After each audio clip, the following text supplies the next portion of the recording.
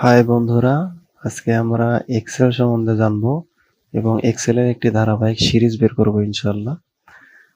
তার জন্য এক্সেল আমরা বেসিক থেকেই শিখব।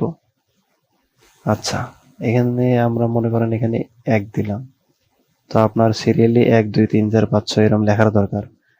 তাহলে মাউসটা এই যে এখানে এনে এই যে এই কিনারে এনে যখন মাউসটা রাখবেন দেখবেন যেটা প্লাস হয়েছে।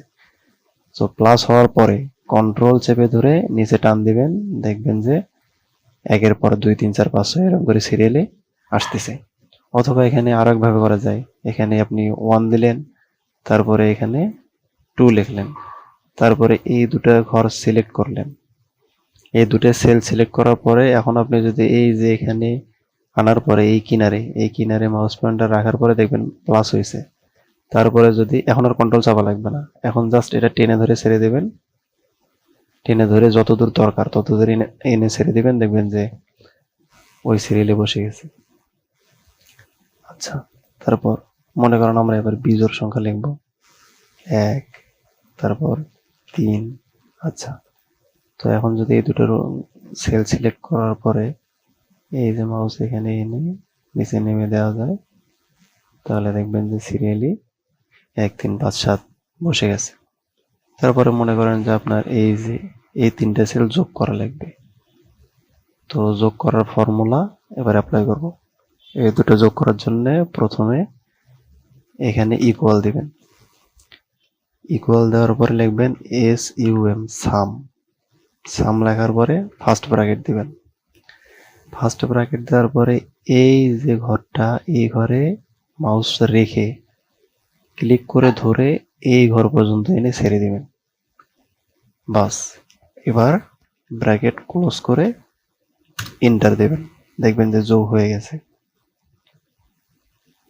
ঠিক সেইভাবে এখন আপনি চান যে পরবর্তী ঘরগুলোতে এরকম করে যোগ যোগ হয়ে সিরিয়ালে বসে যাক, এই জন্যে বারবার এখানে আবার ইকুয়াল দিয়ে, আবার SUM সাম দিয়ে, আবার ব্র্যাকেট দিয়ে, আবার এই 3টা ঘর এরকম করে সিলেক্ট করে আবার এরকম ব্র্যাকেট দিয়ে এন্টার দেবেন। যদি এইভাবে করেন তাহলে ভাইবা বোর্ডের স্যাররা মনে করবে আপনি এক্সেল সম্বন্ধে ধারণা নাই।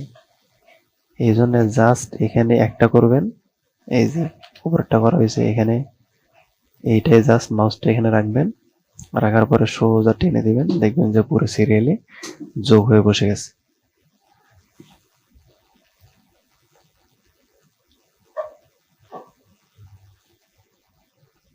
তারপর এবার মনে করেন যে বিয়োগ করব, তো বিয়োগ করার জন্য কি, বিয়োগ তো দুটো সেলের মধ্যে হয়, তাই না?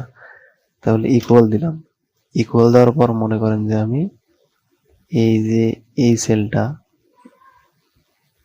সেলটা থেকে বিয়োগ দেব, এই সেলটা লিখলাম, লেখার পরে মাইনাস দিলাম, মাইনাস দেওয়ার পরে মনে করেন যে আমি এই সেলটা বাদ দেব, এই সেলটা লিখলাম।